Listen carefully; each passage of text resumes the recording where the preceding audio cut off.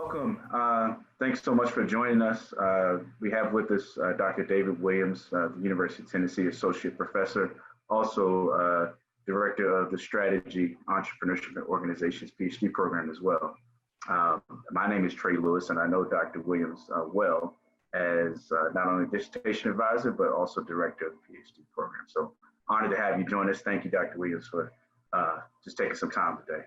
No, thanks, Trey. Very happy to be here, and glad you guys are doing this PDW.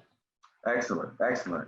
Well, we know that action, entrepreneurial action in the early stages of a firm can certainly have implications for the actions and practices and routines, and just overall imprinting of a firm at large. So I'd like to kind of yield the floor to you to kind of talk about entrepreneurial action from that lens and how you see it.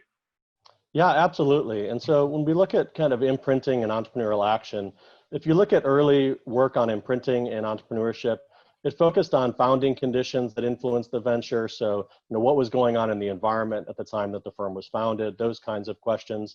And then the initial decisions that entrepreneurs make, how those initial decisions kind of persist over time as the venture progresses.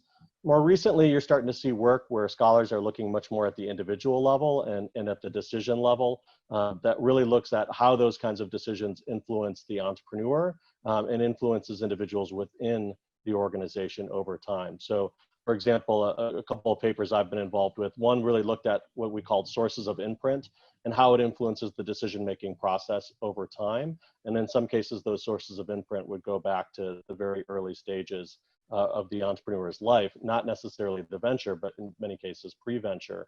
And another project, we looked at how this imprinting process could actually be used or conceptualized in the sense of how an entrepreneur might imprint an individual within the organization to take on a valued role. And then that would free the entrepreneur up from enacting that role and going to do other things to help the venture grow. And so kind of overall, I think what we're starting to see, and if you guys put up the slide eventually that I sent along with this, there's a number of key articles over the past 5 years that I've kind of listed at the bottom. There's a really kind of rich and burgeoning research at kind of the intersection of imprinting and entrepreneurial action that's really looking at kind of both the macro and the micro sense of, I see Trey's got that here. So it's really looking at kind of the macro and the micro parts of the entrepreneurial process and really addressing entrepreneurial actions, both in the sense of taking steps to start a venture, what entrepreneurs do once the venture is already created, but also things that the organization that the venture is doing as well, those kinds of actions.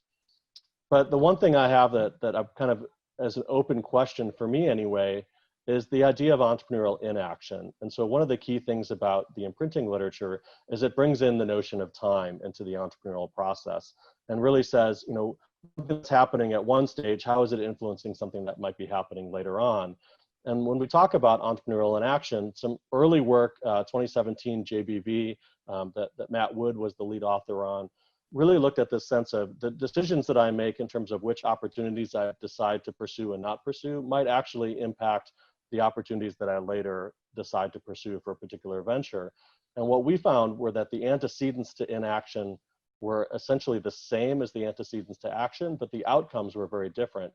But that was really just in the context of opportunity evaluation. As we move beyond that context, and Trey, in fact, some of the things that you're working on suggest that there may be some very big differences in terms of what precedes entrepreneurs' inactions versus what precedes their actions. And so whether or not we use an imprinting lens for that research or not, this idea of looking at a little bit more temporal perspective and kind of what happens before actions are taken and what the outcomes of those decisions and those actions are, I think there's kind of a fruitful space here for future research.